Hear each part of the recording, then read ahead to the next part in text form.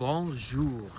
Welcome to a very snowy, wintry Quebec City.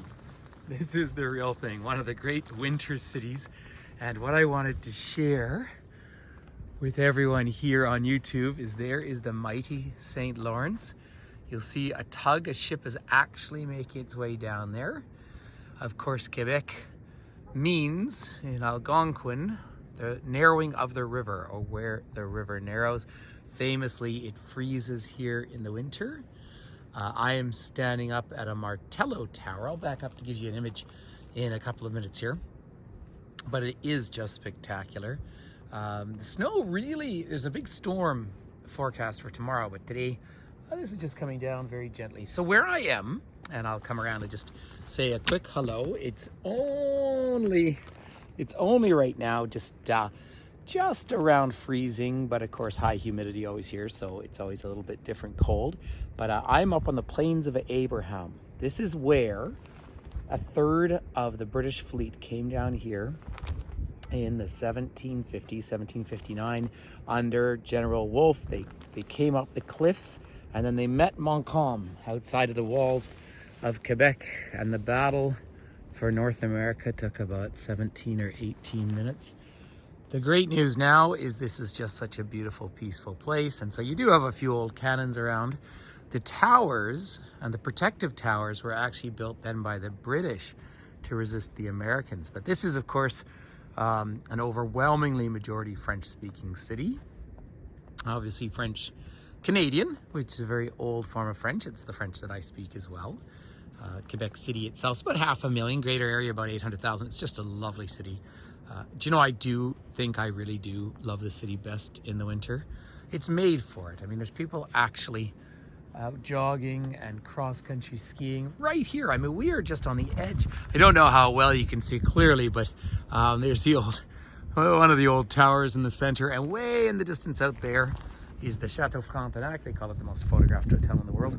So pretty remarkable sort of place, and so different than other obviously cultures. You'll notice just a couple of videos ago I was down talking to someone. It's getting a little windy down here. I had sheltered myself behind the Martello Tower, but I do need to come around out here to share this with you.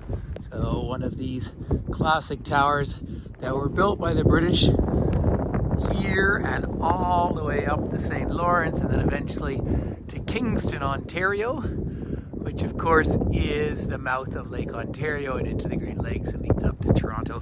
But of course, for much of that period in Canadian history, the biggest city was Montreal. But this was the gateway to the continent from here. The other gateway, of course, was also French, which is the Mississippi. But this is, needless to say, the land of the Wendat, Algonquin peoples. And there's still, of course, an important Indigenous presence, and that is always something to remind ourselves of. Hey, the sun is trying to break out a little bit here, which is pretty fantastic. So that is the St. Lawrence. There are icebreakers. You don't quite see them from here. They're parked along the base. But these are the famous Plains of Abraham. If you're from the UK or something, you might have learned them as the Heights of Abraham. But of course, the capital of New France. Now, there were other settlements like L'Acadie, Acadia, and of course, Louisiana. But this sort of northern presence, French-Canadian presence, is very much its own cultural identity. This is also one of the safest cities anywhere in North America. Extremely low crime rates here. There's just up from where I am is Grande Allée, which is kind of the fun part here. There's one sort of less attractive old hotel there. Revolving restaurant on top, though, which is kind of fun. But you'll see all these red pillars along. That's where the plows come and work out where they can clear the snow.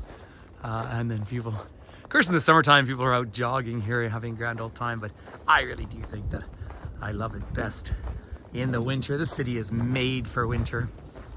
20 minutes north is a ski area, Stoneham.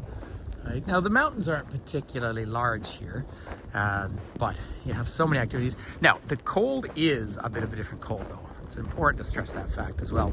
And there's public art displays all over. So it's just so nice to come and share a little visit from old Quebec here with its Martello Tower and, of course, the magnificent St. Lawrence. So let's go up for one last peek of the St. Lawrence. If you do come to Quebec in the winter, now on this particular trip, I flew into Montreal, had a meeting there, and then took a train up here. And the train's about 3 hours, and that's fun. 3.5, I guess.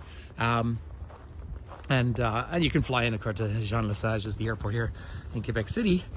And lots of lovely historic hotels, excellent food. Bring lots of money. Everything's expensive, but then that's Canada.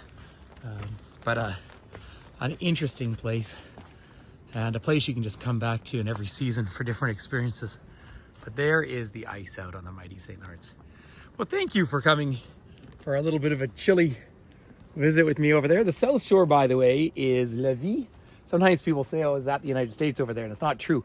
It's only right down in Ontario where the St. Lawrence is actually the border between New York and Ontario. But you'd have to drive about an hour and a quarter south of here, and you get to Maine. Or you keep going east on the South Shore and you'll make your way to New Brunswick. And if you went around on the North Shore here for like 14 hours, you get up to Labrador in Newfoundland. So Newfoundland and Labrador. All right, just a little hello and introduction from this magnificent place. And if you ever want to come here in the winter, contact me because I love it here.